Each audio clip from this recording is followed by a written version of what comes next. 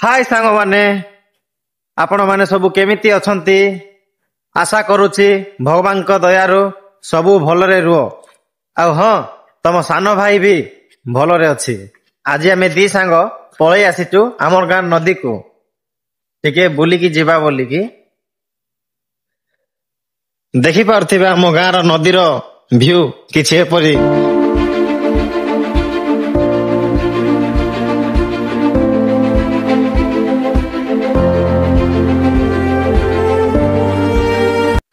ନଦୀରୁ ବି ନାଇଁ କି ମୁଁ ଯୋଉଠି କାମ କରୁଛି ନା ସେଇଠି ଭିଉ କେତେ ସୁନ୍ଦର ଦେଖା ଯାଉଛି। ଦେଖିପାରୁଥିବେ, ଗୋଟେ ମିନିଟ ମୁଁ ଦେଖଉଛି। ଦେଖିପାରୁଥିବେ ସାଙ୍ଗମାନେ, ନଦୀରୁ ବି ବହୁତ ସୁନ୍ଦର ଦେଖା ଯାଉଛି। ସେଇଠି ମୁଁ କାମ କରୁଛି ରାତିରେ। ପୁରା ଚାରିକାନି ତ ପୁରା ଫିଲ୍ଡ।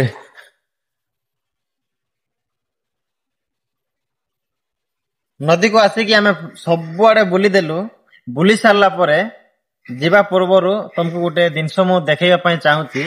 ସେଇ ଜିନିଷରେ ନାଇଁ କି ଆମର ତେଲ ଯୋଉଟା ମୁଣ୍ଡରେ ଚୁଟିରେ ଲଗେଇବେ ତେଲ ବାହାରେ। ଆସ ମୁଁ ତମକୁ ଦେଖେଇ ଦଉଛି। ଇଆଡେ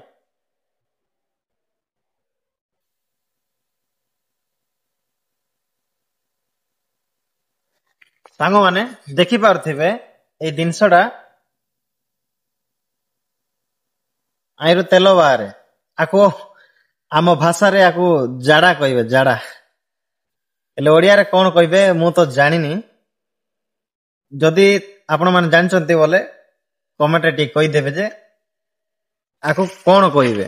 ଆମ ଭାଷାରେ ଆକୁ ଜାଡା କହିବେ। ଜାଡା ବୋଲେ ସେ ଗାଣ୍ଡିଆରୁ ବାହାରବା ଝାଡା ନାହିଁ। ଆର ନାଁ ହଉଛି ଜାଡା। ଯିଏ ବି ଜାଣିଛ କମେଣ୍ଟ କରବ ହେଲା।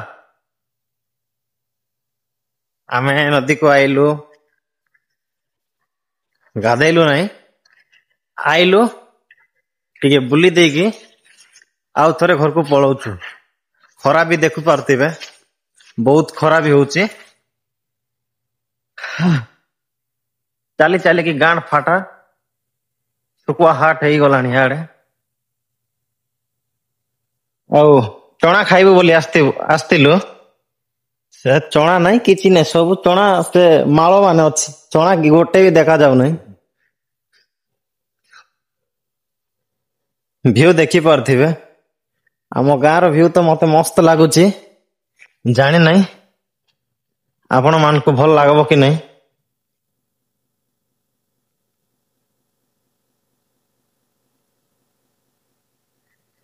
ସାଙ୍ଗମାନେ, ମୁଁ ଆଉ ଗୋଟେ କଥା କହିଦଉଛି ଯେ ମୋର ଭିଡିଓରେ ନା ତମ ମାନଙ୍କୁ କିଛି ଶିଖିବା ପାଇଁ ମିଳିବନି କି ମୁଁ କିଛି ଶିଖେଇ ପାରିବି ନାହିଁ। ବାସ୍ କୁଆଡେ ଯିବି, ଇଚ୍ଛା ହବ ଭିଡିଓ ଗୋଟେ ବନେଇଦେବି, ପୋଷ୍ଟ କରି ଦଉଥିବି।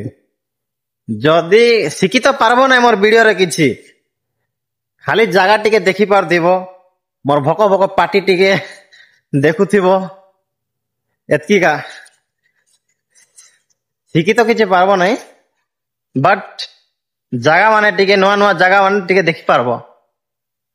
ଜାଗା ମାନେ ଯଦି ଦେଖିବା ପାଇଁ ତମର ଇଚ୍ଛା ଅଛି ବୋଲେ ମୋର ଚ୍ୟାନେଲ କୁ ମାତ୍ର ଟିକେ ସବସ୍କ୍ରାଇବ କରିକି ରଖିଥିବ। ତମକୁ ମୁଁ ଆଉ ଗୋଟେ ଜିନିଷ ଦେଖେଇବା ପାଇଁ ଚାହୁଁଛି।